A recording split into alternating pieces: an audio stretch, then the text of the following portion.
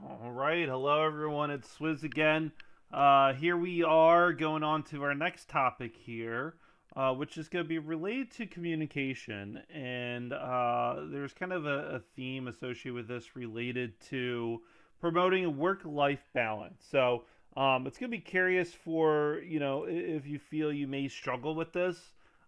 This one is a good kind of a good session to kind of go down because the goal ultimately is being able to advocate for yourself here, right, in a respectful way. So while we're going through this, think about again if there's any situations at work where you feel you have difficulty of communicating those feelings, right? Those kind of areas where you may not be able to advocate for yourself. And that's what the goal here is for this session, is be able to kind of recognize, okay, what do I need to do in order to communicate effectively? Okay?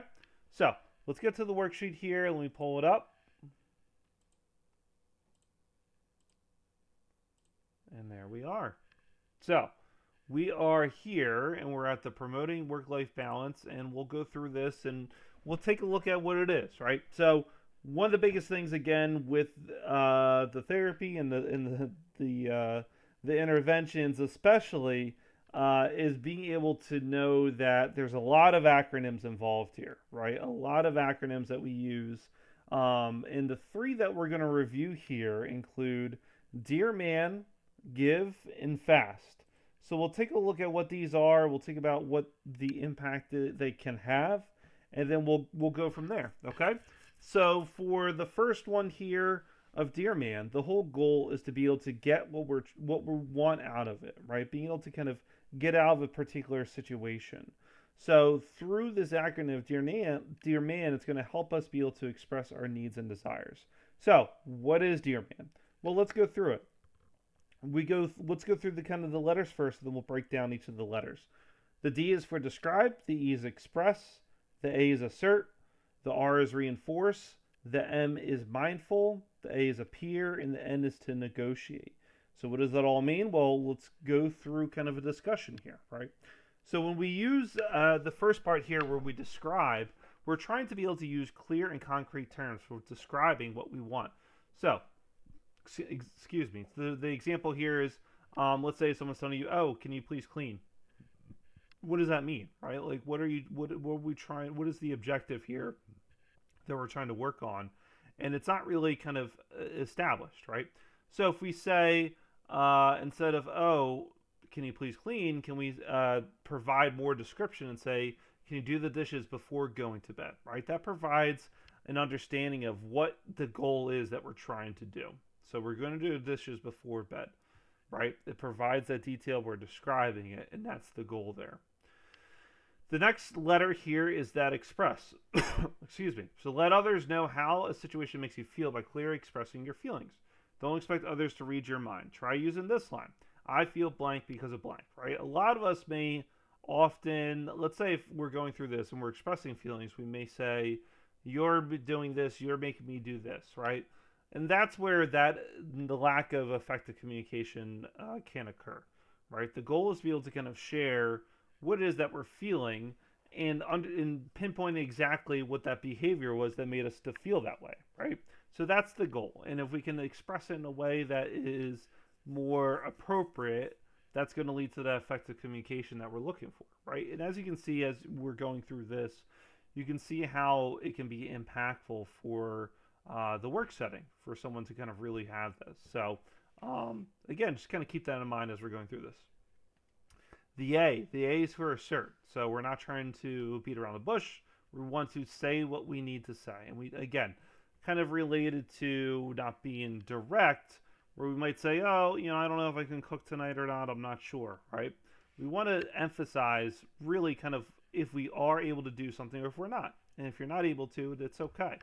Knowing that, for this example, oh, I won't be able to cook because I'm working late, right? Like you're providing that detail, you're providing that assertiveness to let them know that this is where you stand with it, right? Next is going to be the reinforce. So we want to reward people who respond well and reinforce your desired outcome as positive. This can be as simple as a smile and a thank you, right? So case in point, pretty self-explanatory. When you're able to provide that positive reinsurance, we're going to get it back, right? So the more that we can really just kind of hone in on that positive behavior, the better that behavior hopefully will be reinforced with that individual. The M stands for mindful. So with this, we don't want to forget the objective of the interaction, and we get easily sidetracked into harmful arguments and lose that focus, right? So again, just we're mindful about the conversations, we're mindful about the discussions, and we don't want to ensure that we're losing track and losing focus of it. So continue just kind of keep that objective, the interaction, in clear-cut view. Appear. So we want to appear confident. So make sure that we're considering our posture, our tone, our eye contact, our body language, right? All those are key. And the more they're able to kind of, stick with that, the easier it will be to just kind of get that message across effectively. And the last one here, negotiate. So obviously we won't be able to get everything we want. So the goal is to be able to be open to negotiation. And for this kind of example about the dishes, if you wash the dishes, I'll put them away, right? Being able to kind of be open to other possibilities, and that's the key there, right? So with everything stated here, it's not going to be always about getting what we need, but we also need to respect the other person as well. And that's where give comes into play, right? So give is another kind of little acronym that helps us, again, to achieve an effective relationship by being able to foster those positive interactions and really just, again, kind of provide that respect to them. So let's break down the letters. The G stands for gentle, I is for interested, V is validate, E is easy. So for the gentle, again, we're not trying to, someone's kind of providing a request towards us.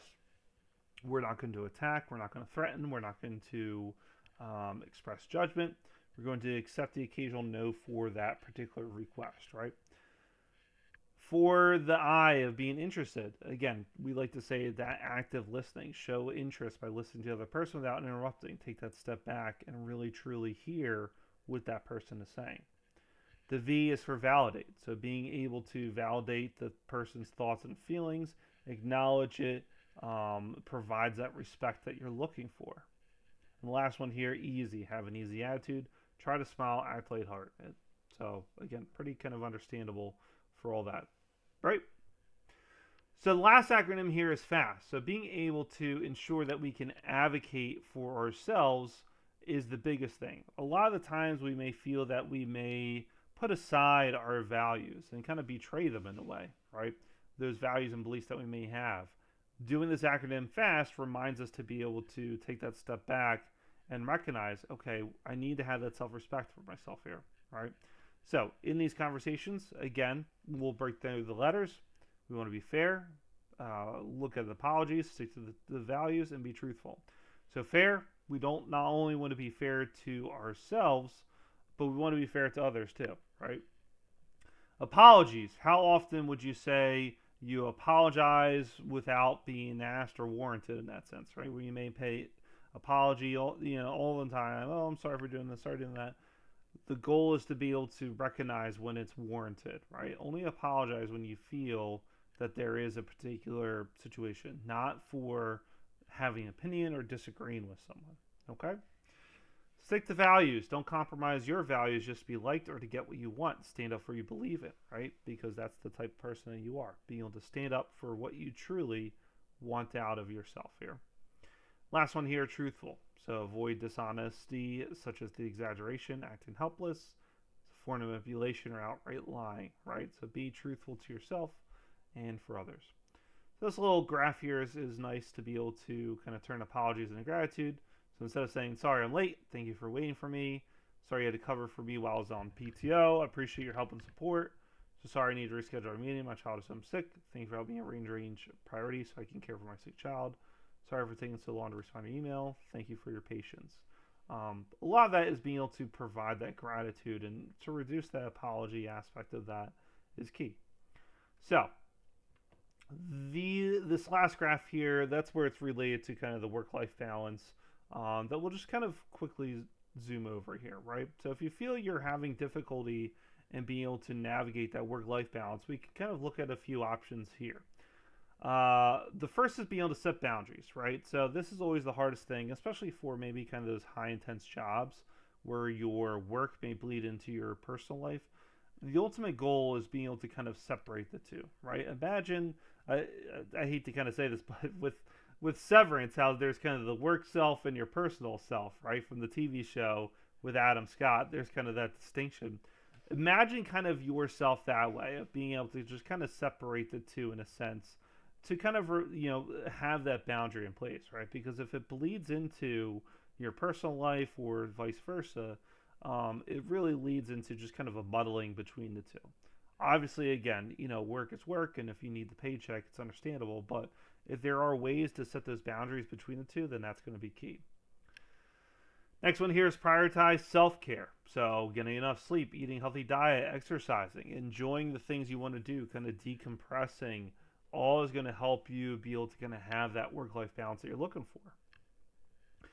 Manage your workload. So ask for help, delegate tasks, advocate for yourself, say no when necessary. Again, all good things that we may be aware of and may have difficulty implementing, right? Take breaks. If you can take breaks, easier and more acceptable kind of the task can be, right? Build strong relationships with coworkers, with managers. Seek out kind of the mentorship and support when needed. All key. Practice mindfulness. Be present in the moment. Focus on your thoughts and feelings without judgment. Meditation, yoga, deep breathing exercises. Again, mindfulness is key here. Seek professional help. Speak to a mental health professional if you feel you need it. Again, especially if there's any barriers related to getting through and having kind of an effective workday, really encourage that. Practice time management. So be able to kind of organize yourself.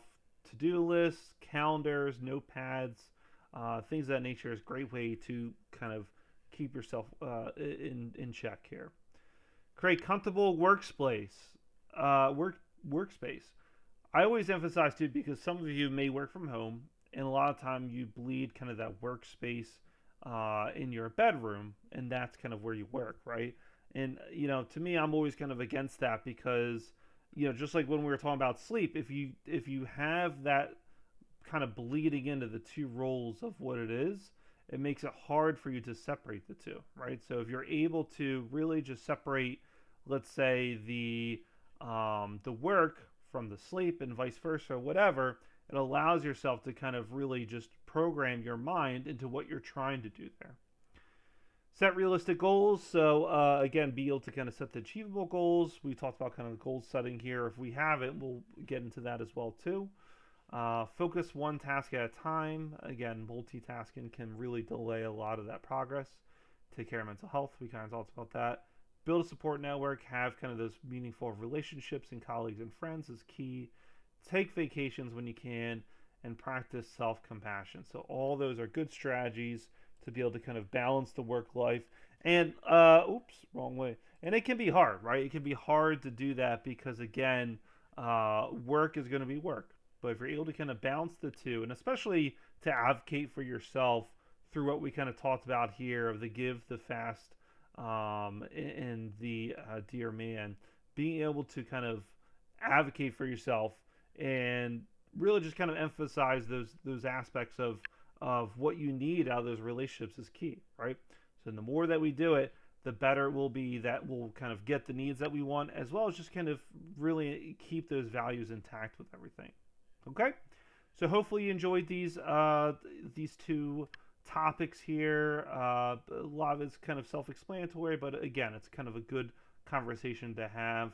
If you're watching this on YouTube, appreciate it. Make sure you like, subscribe. If you're watching on Twitch, thanks for joining out. I believe we will be launching our next game here this week, and I think I might go with Max Payne. I know it might be an oddball here, but I think there might be kind of some good conversations to have about it. So, thank you again. Have a wonderful evening.